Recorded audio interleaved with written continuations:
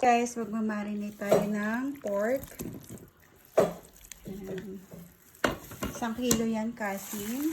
Lagay tayo ng 1 can ng pineapple juice. Toyo, tansya lang. Pwede mga 2 cups. Tapos paminta. Lagay tayo ng siyempre pampalasa.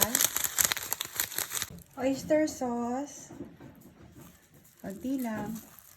Lagyan tayo ng sugar. Ayan. Mga 1 tablespoon. Marinate lang natin to for 1 hour. For 1 hour guys. Lutuin na natin yung bawang at saka yung sibuyas.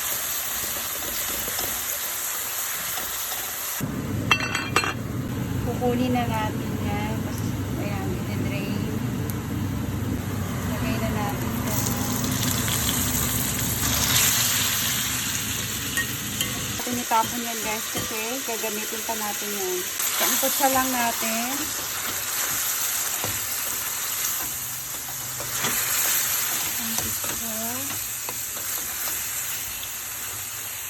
Lang natin ng chili flakes.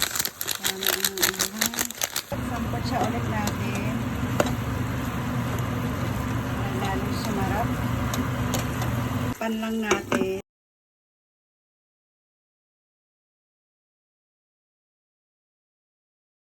Kaganyan na siya guys. Ayan, pwede na natin ilagay yung natirang marinade kanina. Tapos, ayan, takpan ulit natin. Sangkot siya muna natin, mix muna natin. Papalambutin lang natin yan guys. Tapos naglagay ako ng star anise. Tapos takpan ulit. Ayan na siya guys. Malambot na.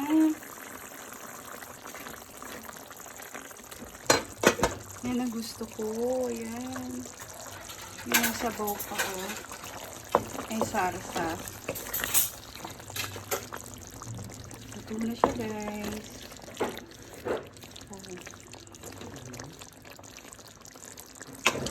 Tikman na natin guys. Ayan na siya. Kinuha natin ng sarsa.